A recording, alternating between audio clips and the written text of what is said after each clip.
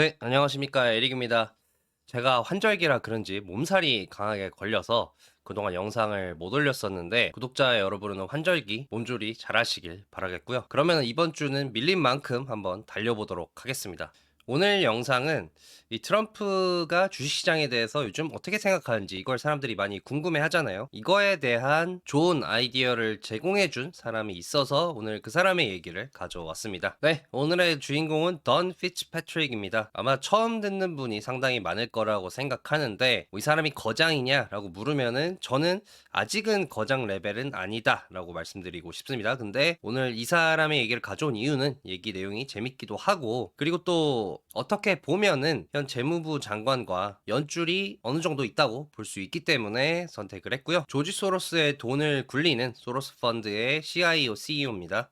조지 소로스가 내 돈을 직접 굴려달라라고 선택해서 맡긴 사람이고 이분의 전임자가 현 재무부 장관인 스콧 베센트였거든요. 그래서 어떻게 보면은 재무장관의 생각을 잘한다고 볼 수 있지 않나 라고 생각을 해서 골라봤습니다. 네, 오늘의 인터뷰 내용은 던 피츠패트릭의 블룸버그와의 단독 인터뷰와 그리고 최근 재무장관인 CNBC와 진행한 인터뷰를 토대로 만들어졌습니다. 네, 오늘의 내용은 이렇습니다.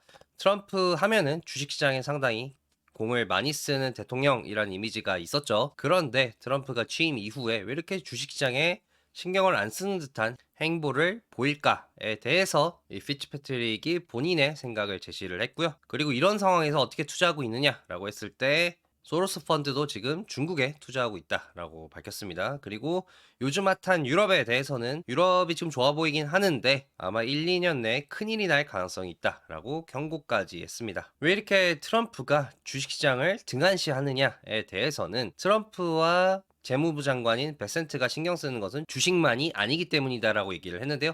뭐 채권, 원자재 등 주식뿐만이 아니라 여러 가지 자산군을 다 고려하고 있기 때문에 사람들의 생각만큼 주식에 신경 쓰지 않는 것이다 라고 얘기를 했습니다.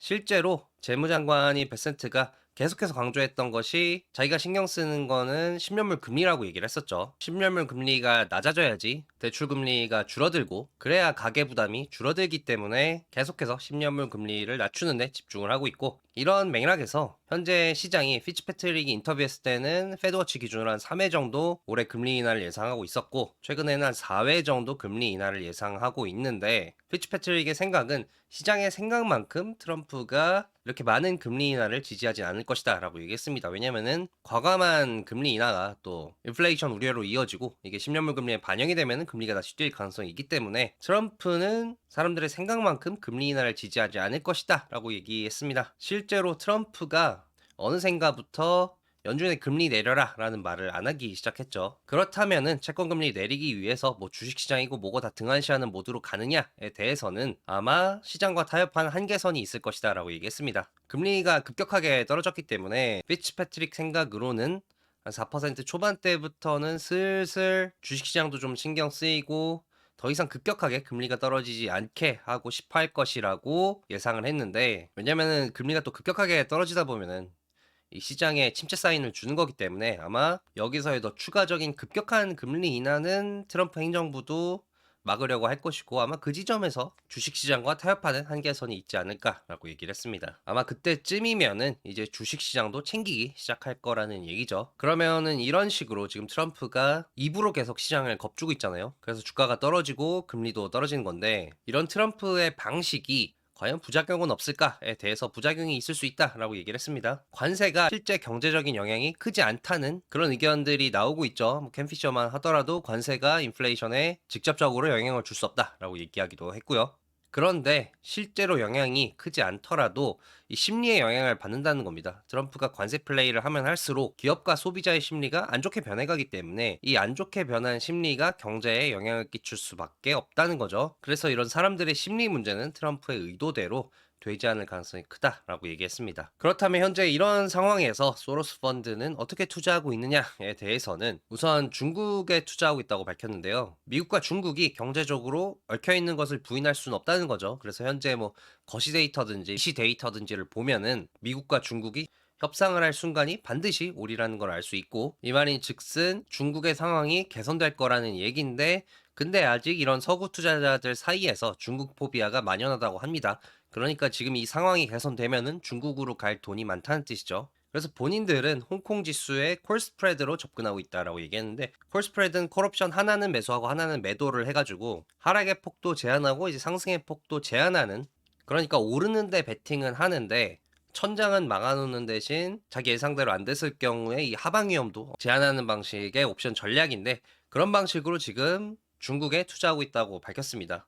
그러니까 오르는 거는 확실한데 변동성 리스크가 좀 있고, 그래서 수익을 제한해 놓는다는 얘기죠. 그래도 뭐 옵션은 레버리지 효과가 있으니까 수익을 괜찮게 볼 수 있다라는 생각으로 보이고요. 채권 금리에 대해서는 지금 금리가 내려가는 구간이지만 아마 4년 내내 이런 식으로 금리가 빠지진 않을 것이다 라고 봤습니다. 베센트 재무장관 같은 경우는 금융시장에 빠삭하기 때문에 지금 헤지펀드들이 더 이상 채권을 사줄 수는 없고, 은행 규제를 손봐서 은행들이 채권을 더 사게 하는 방향으로 해서 채권 금리를 더 끌어내리려고 할 텐데, 근데 이 전략이 그대로 먹혀서 4년 내내 금리가 내려갈 것 같지 않다는 거죠. 왜냐면은 결국에는 이 피츠패트릭이 보기에는 트럼프 행정부가 채권을 어마어마하게 찍어낼 것이기 때문에 트럼프 임기 내내 금리가 하향 트렌드로 갈 가능성은 적고, 아마 계속해서 변동성이 높은 상태로 유지될 것이다. 그래서 소로스 펀드는 트레이딩 관점으로 채권 투자를 하고 있다라고 밝혔습니다. 그러면 미국 주식에 대해서는 어떻게 생각하냐에 대해서는 M7 주식들을 보면은 가격이 많이 썰려 나갔기 때문에 지금 가격이면은 좀 매력적인 상태 아닌가, 그렇게 본다라고 얘기했습니다. 원유 같은 경우는 하방 위험성이 높다라고 봤는데요. 트럼프의 입장에서는 원유 생산량을 끌어올려서 유가를 눌러놓고 싶어 할 텐데, 근데 밑에 그래프는 미국의 월별 원유 생산량입니다. 지금 대략 한 일간 1350만 배럴 정도 생산을 하고 있는데, 그래프를 보시면 아시겠지만 여기서 더 큰 증산이 나오기는 힘들다는 거죠. 그리고 사우디 같은 경우는 증산을 좋아할 리가 없는 국가고, 그럼 남은 거는 러시아뿐인데, 트럼프는 러시아와 협상을 해서 러시아 쪽에서 생산량을 뽑아내서 유가를 통제하고 싶어 할 것이다 라고 얘기했습니다. 그래서 이런 거를 보면은 유가는 상방보다는 하방 리스크가 좀 더 크다라고 봤고요. 그리고 유럽에 대해서는 앞서 말씀드렸듯이 상당히 안 좋게 봤는데, 왜냐면 이제 유럽이 국방비를 증액한다고 하지 않았습니까? 그 규모가 대략 한 GDP 대비해서 2에서 3% 정도 규모인데, 이 밑에 그래프는 유럽의 GDP 대비 적자 규모를 나타낸 거거든요. 지금 대략 2% 후반대에 위치하고 있습니다만, 이 상태에서 GDP 대비 3% 정도 추가적으로 적자가 발생한다. 그 말인 즉슨 유럽에서 채권을 더 찍어낸다는 건데, 아까 말했듯이 미국도 앞으로 채권을 엄청 찍어낼 텐데 유럽이 재정 상황이 안 좋은 상태에서 더 추가적으로 채권을 찍어낸다?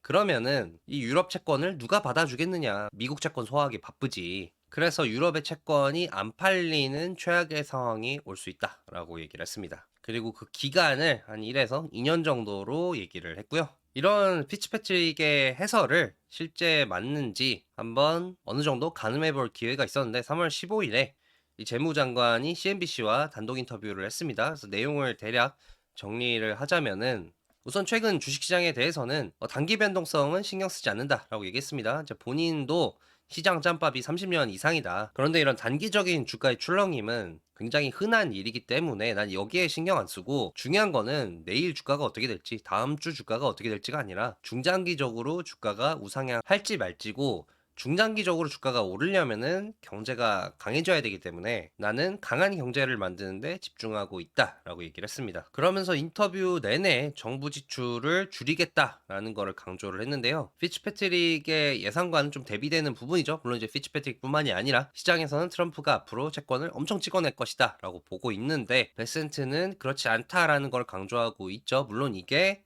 지금 채권 금리가 하향하고 있기 때문에 여기서 괜히 앞으로 채권 엄청 찍어내겠다라고 하면 또 금리를 자극할 위험성이 있어가지고 아마 이렇게 멘트를 쳤을 가능성도 있고요. 그리고 최근 시장을 흔든 GDP 나우 쇼크에 대해서도 마찬가지로 단계는 신경 쓰지 않는다. 일시적인 일은 신경 쓰지 않는다라는 식으로 대응을 했는데, 이 GDP 나우가 안 좋게 나온 이유가 금 수입이라는 일시적인 요인 때문에 안 좋게 나온 거라고 본인은 생각하고 있기 때문에 별일 아니다라고 강조했습니다. 그러니까 지금의 주가 하락이 아직은 본인한테 크게 부담되는 게 아니다라는 거를 엿볼 수 있었고요. 중국에 대해서는 긍정적으로 얘기를 했습니다.